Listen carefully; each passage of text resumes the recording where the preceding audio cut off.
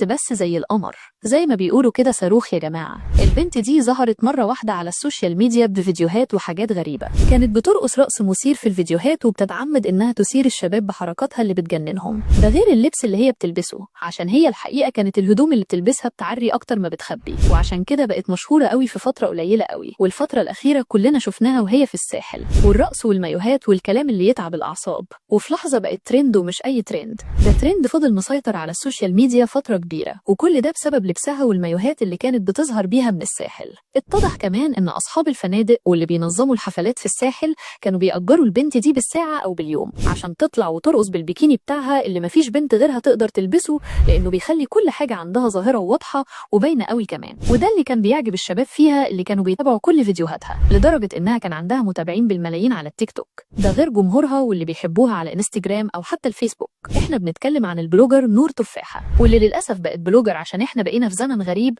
كل بنت تخلع هدومها بتسمي نفسها بلوجر، وفي لحظة يبقى عندها متابعين وجمهور. والموضوع بقى بسيط خالص، هي بس تخلع هدومها أو تعري نفسها شوية، أو حتى تقول كلمتين من الكلام الجريء، أو ترقص مع رجالة في فيديو وتنشره على صفحتها، وبعدها بساعات تبقى ترند وتتحول لبلوجر مشهورة قوي. بس الحقيقة نور تفاحة عدت كل الحدود، وده لأنه من فترة ظهرت مع مجموعة شباب كان بيعملوا فيديو تيك توك وكانوا بيرقصوا معاها، وفي واحد من الشباب اللي معاها حط ايده على مكان حساس قوي عندها، وهي كانت بتهزر وتضحك وكمان مبسوطة، والشاب ده بعد ما عمل كده حضنها وشالها كمان. ويمكن ده الفيديو اللي قلب الدنيا كلها وقتها، وكمان كان السبب في البلاغات اللي اتقدمت ضدها في النيابة العامة. والبلاغات دي بتقول انها كده بتخالف القيم الأسرية وبتعمل فيديوهات خادشة، وكمان بتعلم البنات ازاي يكونوا منحرفين. وبسبب البلاغات دي كلها نور تفاحة اتقبض عليها اليومين اللي فاتوا. لكن بعد موضوع القبض عليها ده حصلت حاجة غريبة قوي، وده لأن نور اتضح انها اصغر من 20 سنة وانها لسه مراهقة، يعني زي ما بيقولوا عليها كده بنوتة صغيرة بس عملت حاجات البنات الكبار ما تقدرش تعملها. بس تعالوا الأول نعرف مين هي نور تفاحة وليه عملت كده. نور تفاحة دي بنت عادية خالص من منطقة شعبية، كان عندها هدف واحد وهو انه يبقى معاها فلوس وفلوس كتير قوي كمان،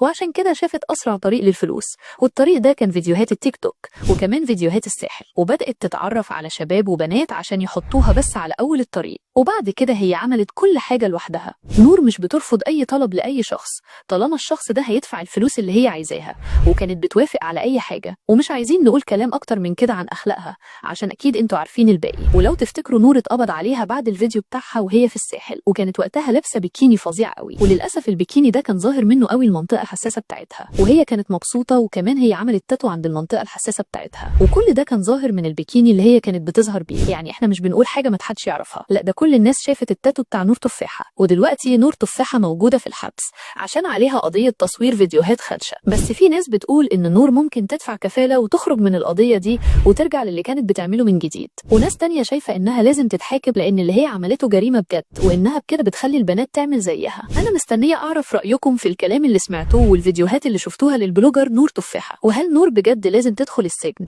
ولا شايفين انها لسه صغيرة وان اللي حصل كان طيش شباب؟ اكتبوا لنا في التعليقات وقولوا رأيكم.